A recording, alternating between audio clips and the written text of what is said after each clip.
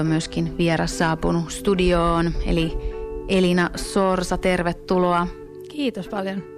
Sinä ja Sanna-Mari Paakki lähditte viemään tällaista Tissiviikko-kampanjaa eteenpäin. Te olitte siis jo vuosi aikaisemminkin omalla tahollanne Snapchatissa päivän verran rintaliiveissä sitten tehneet sisältöä ja jotenkin koittaneet tätä rintojen normalisointia jotenkin viedä eteenpäin. Sitten tänä vuonna te ajattelitte tehdä pikkasen isommin, mutta sitäkin tuli aika iso, melkein valtakunnallinen kampanja. Joo, itse asiassa me ollaan tosi yllättyneitä oltu siitä, että miten ison vastaanoton se loppujen lopuksi sai. Että vähän alkuodotuksena oli semmoinen, että se olisi vähän pyörinyt meidän ehkä omissa piireissä ja siitä ehkä pikkusen levinnyt, mutta että se tuli näin isoksi, oli meille kyllä tosi yllättävää. Joo, viime viikolla siis oli koko viikko Tissiviikko, ainakin sosiaalisessa mediassa omissa kanavissa, oli sitten, olinko sitten Twitterissä tai Instagramissa ja jopa Facebookissa, niin kyllä tuli vastaan. Ja sitten tietenkin me täällä radiossakin puhuttiin siitä ja teidän siis perimmäinen tarkoitus oli se, että rinnat kun rinnat, niin niillä olisi niin mahdollisuus, että ne normalisoitaisiin. Että ne yhtä lailla kun me nähdään vaikka miehiä ilman paitaa, niin miksei myöskin naisia ja sitten se olisi yhtä lailla ok. Eikö näin?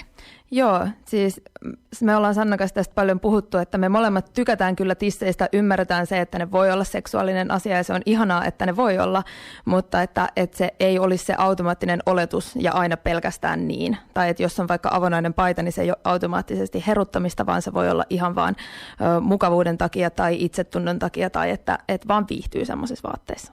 Ja mun mielestä tuossa on myöskin ehkä se, että mitä tuli ajatelleeksi myöskin yhtä lailla, että miten jotkut vaikka naiset ei käytä rintaliivejä. Ja sekin monesti sitten niin kuin jotenkin siitäkin tehdään hirveän haloo, vaikka se voi olla just nimenomaan sitä, että monelle ne rintaliivet voi olla todella ahdistavia ja tuntuu todella epämukavalta. Kyllä, ja siis mä oon saanut useimmilta ihmisiltä kuulla kiitosta tästä Tissiviikosta nimenomaan sen takia, että hei, mä oon mennyt jo vuoden ilman rintaliiveä, edelleen saa kuulla siitä, että et onpa outoa tai miksi et sä pidä, että sun tissithän näyttää ihan kauhealta ja jotenkin... Ihanaa, että ihmiset on löytänyt tästä niin kuin oman paikan ja itselleen niin kuin jotain merkityksellistä. Saitteko te nyt sitten, oletteko te pystynyt tekemään minkälaista tämmöistä niin kuin yhteenvetoa, että miten paljon tämä sitten tavoitti ihmisiä tai miten paljon ihmisiä osallistui tähän ja että ehkä mitkä niin kuin oli tämmöiset kanavat, missä eniten jaettiin näitä vaikka kuvia? No Twitter oli tietysti meidän pääkanava ihan alusta asti. Mä kirjoitin tästä maanantaina itse asiassa semmoisen yhteenvetobloggauksen Sannan blogiin, missä mä vähän vedin yhteen näitä lukuja esimerkiksi, mitä on ollut. Instagramissa kuvia jaettiin yli 3500. Facebookista mä en tiedä lukuja muuta kuin sen, että se mun alkuperäinen Tissiviikko-postaus tavoitti siis todella monia ihmisiä. Twitterissä meidän molempien niin kuin twiittien se niin kuin näyttökerrat meni yli 2 miljoonaan. Wow. Mutta se nyt tietysti on niin kuin kaikkien twiittien se koko viikon näyttökerrat, mutta silti, että niin kuin näkyvyyttä tuli kyllä ihan tosi paljon ja tietysti medialla osuutensa siinä me tehtiin tosi hyviä juttuja moneen paikkaan. Joo, se kyllä oli, että näkyy joka puolella ja media myöskin, kuten myöskin osallistujien kohdalla. Ja niin kuin sanoin itsellekin, niin kuin ainakin alkuviikko, niin joka puolella tuntui, että erilaiset ihmiset osallistuivat. Myöskin miehiä oli mukana yhtä lailla. Mä huomasin, että ainakin kannustuksensa ja vertaistukensa oli antanut. Mun mielestä siis hyvistä kun puhutaan, niin se ei ollut mikään sellainen mun mielestä sukupuolen rajoittuva, että me voidaan kaikki tukea tätä asiaa ja olla mukana. Kyllä, ja meillä oli alusta asti kantavana arvona oli nimenomaan se, että tämä kampanja on tosi inklusiivinen, me ei tehdä sukupuolirajoja, ja me ollaan tosi innostuneesti ja ilolla katsottu sitä, että esimerkiksi miten paljon me ollaan saatu transihmisiä tähän mukaan, ja se on niin kuin mun mielestä aika iso osoitus siitä, että me ollaan onnistuttu viestimään tämä kampanja niin, että tämä on kaikille avoin. Kaiken tämän positiivisen lisäksi mä siis koen, että varmasti moni sai paljon hyvää tästä ja vertaistukea, niin kuin tässä lukujakin kuultiin, niin aika moni osallistui tähän oikein mielellään ja näin, mutta täällä oli myöskin ikävä varjopuoli. Ja siitä mä halusin tänään itse asiassa puhuakin. Eli moni, joka osallistui tähän, niin sai jo sit kuitenkin sitä kiusaamista kohdakseen. Eli sai niin kuin, että ei pelkästään, että ihmiset olisi vaan niin kuin osallistunut positiivisessa fiiliksessä tai vaikka kannustanut muita, vaan siellä tuli myöskin ihan kuraa niskaan, todella ikäviä viestejä, ihmiset on saanut ja muuta. Kerrotko vähän tästä lisää? Joo, siis mehän tiedettiin jo ennen, kuin me ollaan tämä kampanja laitettu käyntiin. Me tiedettiin, että tästä todennäköisesti tehdään ylilaudalle useampi haukkumisketju. Me oltiin varauduttu siihen ja ihmisiä alusta asti kannustettiin siihen, että seksuaalista ahdistelua tai häirintää ei tarvitse kestää ollenkaan. Että kaikki häiriköt saa blokata saman tien ja niitä saa tuoda esiin ja siitä pitää myös puhua, että me ollaan oikeastaan loppujen lopuksi sitä mieltä, että kaikki se häirintä, mitä tuolla nähtiin Twitterissä ja muilla foorumeilla, niin kertoo vaan siitä, että kuinka tarpeeseen tissiviikko lopulta tuli. Niin mä puhuin myöskin siis aikaisemmin Sanna Marin kanssa puhelimessakin. Hän kertoi vähän, että mitä hän oli saanut. Niin tosiaan, että ei ollut pelkästään sitä, että vaikka laittaa kuvan Instagramiin ja sitten siihen tulee kommentteja, vaan että nimenomaan sitä keskustelua käytiin siellä Ylilaudassa. Siellä oli haukuttu ihmiset läpi. Muisten näiden jaettujen kuvia oli jaettu siellä ja siellä sitten käyty keskustelua. Mutta Sanna Marin kohdalla hän kertoi myöskin, että hänen puhelinnumeroa oli jopa jaettu siellä ja jotenkin, että ollaan jopa kaivettu, ainakin Sanna-Maria, oliko sitten sunkin muidenkin kohdalla, että jopa ihmisten taustoja siellä jaettu ja siihen tartuttu, että niin kuin oikein halutaan pilata toisen niin kuin elämä, mennään jopa niin pitkälle. Kyllä ja siis tämä tuntuu ihan kauhealta sanoa, että meille se ei ollut ollenkaan yllättävää. Että Sannahan on ollut niiden kohteena jo useamman kuukauden, mä myös vähän siinä niin kuin sivussa. Ja oikeastaan nämä kaikki tissiviikkoon keskittyneet langat sen lisäksi, että siellä just niitä kuvia jaettiin ja huoriteltiin ja kaiken näköistä tosi inhottavia asioita puhuttiin, niin jotenkin se varmasti aika monille tuli yllätyksenä, että kuinka laajasti sitä lähdetään kaivaa. Siellä on jaettu niin kuin munkin jotain ikivanhoja videoita, mitä on jostain löydetty tai yritetty esimerkiksi Sannan osoitetta, puhelinnumeroa, kaiken näköisiä tällaisia. Me saatiin Sannan kanssa molemmat myös mällikuvat. Että se on aika jopa organisoitua ja oikeasti pahan tahtosta. Et ei pelkästään semmoista, että he, onpas noin oloja. Mutta te olette vissiin, tai osa ihmisistä on siis, jotka on osallistuneet, jotka on saanut näitä sitten tapauksia, niin, tai joutunut tämän seksuaalisen häirinnän kohteeksi, niin on sitten rikosilmoituksiakin tehty. Ainakin poliisi oli nyt.fiille vahvistanut tätä asiaa, että kyllä on ilmoituksia tehty. Joo, ja mulla on myös siis tietoa, että useampia rikosilmoituksia on tehty, ja tietysti toivotaan, että ne menee mahdollisimman pitkälle eteenpäin ja saadaan jotain tuloksiakin tästä aikaa. Tiedätkö yhtään, että miten näihin sitten reagoidaan, että nyt kun tämä on edelleen niin kuin somessa tapahtuvaa seksuaalista häirintää, että miten tänä päivänä näistä tuollaiseen reagoidaan, että miten vastaanottavaisia siinä poliisin puolelta ollaan näiden rikosilmoitusten kanssa? Mä haluaisin olla optimisti ja ajatella, että nyt kun poliisikin on tehnyt nettityötä niin monta vuotta, että se alettaisiin oikeasti ottaa vakavasti ja ymmärrettäisiin, että sillä on ihan oikeasti oikein elämän seurauksia tosi monille. Mutta mä oon vähän taipuvainen ajattelemaan, että vielä me ei semmoista suurta läpimurtoa sen asian suhteen nähdä.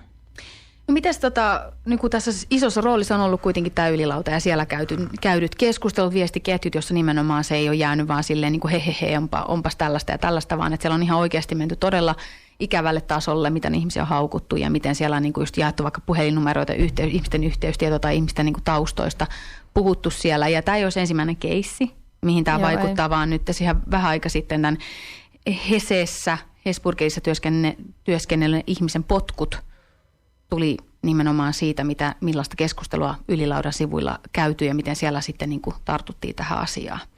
Joo, toi Hesburger-keissi on tietysti tosi äärimmäinen esimerkki siitä, että kuinka pahaksi se voi mennä. Mä seurasin sitä aika tiiviisti sen asian etenemistä ja sitä oli siis se oli todella kammottavaa seurata, vaikka sitä itsekin on ollut jollain asteella siellä Ylilaudalla kohteena, niin kyllähän toi nyt lähti ihan niin kuin käsistä tavallaan, että miten niin kuin pahantahtoisesti voidaan oikeasti kaivaa ihmisestä tietoja ja niin kuin vahingoittamistarkoituksessa levittää niitä ja oikeasti halutaan ihmisille pahaa. Ylilauta ja se ylläpitäjä Aleksi Kinnusta, jossa oli haastattelu muussa Hesarin jutussa, niin siellä he eivät ota näitä tuntuu ainakin siltä, että kauhean vakavammin. Että siellä mennään sananvapauden piikkiin ja ihmisten halutaan pitää kiinni sitä, ihmisen on siellä niin kuin nimettömänä, saa tehdä ja kirjoittaa mitä haluaa ja siihen ei pystytä mitään muuta kuulemma tekemään kuin se, että ihmiset saa tehdä rikosilmoituksia, jos kokee, että on tarvetta. Joo, mä oon itsekin käynyt Ylilaudan kanssa keskustelua muun muassa Twitterissä ja mun mielestä kaikista naurettavinta tässä on se, että ne pystyy ihan pokkana puolustelemaan tätä sillä, että pitää olla anonyymi alusta, että ihmiset ei sanomisistaan joudu esimerkiksi vihakampanjan kohteeksi. Ja toihan on ihan nurinkurinen perustelu, koska siis nythän te mahdollistatte nimenomaan sen, että voidaan viattomia ihmisiä targetoida jonkun olemattoman syyn perusteella ja oikeasti organisoida niin kuin vihakampanjoita toisia kohtaan. No oletteko te sitten miettinyt, että voiko tässä tehdä mitään, että voidaanko tai voiko ihmiset sitten puuttuu ylilaudan tyyppisten tällaista niin kuin nettipalveluiden niin kuin tämmöiseen niin kuin olemassaoloon tai siihen, että miten ne käytännössä mahdollistaa tuollaisia keskusteluja ja viestiketjuja? Mä haluan kovasti uskoa, että se on ihan mahdollista. Mä luulen, että ensimmäinen askel siihen on se, että ihmiset ylipäätään tietää, että tällaista tapahtuu. Tosi monille tämä on ihan omanlaisensa maailma, josta ne ei ole ikinä kuullut, koska niin kuin valtaosa ihmisistä ei tällaiseen törmää ollenkaan. Niin se on mun mielestä se ensimmäinen askel, ja sitten tietysti seuraava on se, että se pitää tuoda se riittävän selkeästi ilmi, että kuinka rankkaa ja kuinka vahingollista se oikeasti on, ja paikotellen jopa laitonta. Et mä kyllä haluan ajatella ja haluan mennä sitä kohti, että ylilaudan toimintaa, jos ei pelkästään rajoiteta, niin jopa lopetetaan kokonaan.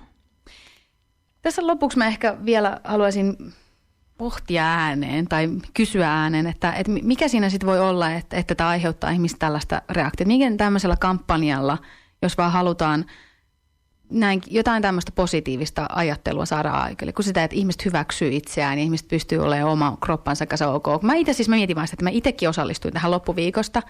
Ja se, että kyllä mä mietin, että apua, että voiko mä jakaa tästä kuvaa, mistä vähän niin kuin mä oon rintaliiveissä ja mulla on niin kuin vähän rinnat siinä näkyy jotenkin, niin että apua. Mutta sitten kun mä jaoin sen ja kirjoitin vielä tekstin siihen, niin se voimaantumisen määrä, mitä mä koin, ja sitten pelkästään sitä, että mä olin sitä ennen niin kuin puoli tuntia, siellä ei ollut muiden kuvia ja niitä tarinoita ja viestejä, että miten paljon mä sain siitä energiaa. Niin miten tällaisesta positiivisesta asiasta voi tulla tällaista reaktioita joidenkin kohdalla? Sitä mä mietin tosi paljon ääneen ja mietin, että oletteko te miettinyt sitä, että mitä ne syyt voi olla? Onko te saanut keltään mitään niin kuin vastausta siihen, että miksi ne reagoi noin vahvasti? Mä oon useammankin ihmisen kanssa itse asiassa miettinyt ja ääneen yrittänyt löytää siihen jonkun semmoisen, no ei siihen ehkä ratkaisua löydä, mutta jonkunnäköistä ymmärrystä tavallaan, että mistä tommonen kumpuaa, koska kuitenkin niin kuin Tissiviikko oli kuitenkin positiivinen kampanja, se jäi ehdottomasti hyvän puolelle, se oli hirveän paljon voimaantumista ja ihania tarinoita ja kaikkea.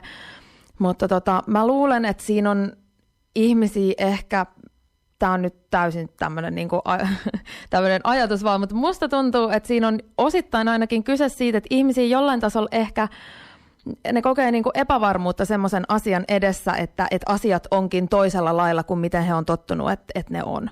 Ja se on hirveän iso prosessi muuttaa omaa ajattelua niin, että asiat ei ehkä olekaan silleen, kun mä oon tottunut ajattelemaan, vaan että ne voisi olla jollain toisella tavalla. Varsinkin jos ne asiat osuu tai ne on sellaisia asioita, joita itse pitää tosi itsestäänselvinä ja itselleen tärkeinä, niin sitten helposti esimerkiksi Tissiviikon kohdalla vastareaktio on silleen, enkö mä saakkaan tykätä tisseistä. Ja tavallaan sitten se energia kanavoituu siihen ja ohitetaan tavallaan sitten se koko asia, jota niinku ei edes oikeastaan yritetä ymmärtää. No mieti vielä siitä, että okei, tässä on tällaisia tahoja, että ehkä välttämättä palautetta ja sitä, että siellä jotenkin reagoitaisiin, en välttämättä ottaisi kauhean, niin kuin, ei olisi kauhean varteenotettavia tai semmoisia, että mitä pitäisi varmasti kauhean vakavissaan miettiä. Mutta sitten onko mitään tämmöisiä muita tahoja, joilta on tullut sit palautetta niin kuin hyvää tai huonoa, että vaikka esimerkiksi Roosanauha tai jotain muuta, jotka on niin kuin jatkuvasti tekemisissä niin kuin rinta-asioiden ja muiden kanssa. Onko sieltä tullut mitäänlaista palautetta, niin kuin positiivista tai jotain niin kuin kritiikkiä? Tätä oli minä esimerkiksi eräs Twitterissä aiemmin kysynyt, että olisi kiva kuulla kommentteja, että mitä niin kuin muut tahot on sitten reagoineet. Mun tietoon tulleet kaikki tämmöiset ajatukset tai jonkun tason kannanotot on aika isosti pyörinyt blogeissa tai sitten ihan niin kuin, no sitten tietysti haastattelut, mitkä meistä on tehty, mutta ne nyt ei ole ollut ehkä niin sellaisia kannanottoja, siinä mielessä ne on ollut lähinnä uutisointeja. Että mitkään semmoiset niinku Roosanauhasta en ole kuullut enkä tämmöistä muuten silleen vastaavilta, mutta tosi paljon ihan yksityishenkilöiltä ja monien kanssa on käyty tosi hyviä keskusteluja ja se on kyllä ollut tosi ihanaa kuulla, että ihmiset on ollut niin innoissaan. No tähän on kyllä hyvä lopettaa tämä keskustelu. Kiitos tosi paljon Elina ja kiitos vielä myöskin Sanna-Marille, jonka kanssa juttelin aikaisemmin tänään, että hyvää duunia teette, toivottavasti kaikesta siitä kurasta huolimatta voimia vaikka ensi vuonna tehdä tätä vielä suuremmin. Kiitos paljon, näin tehdään. Tässä Father John.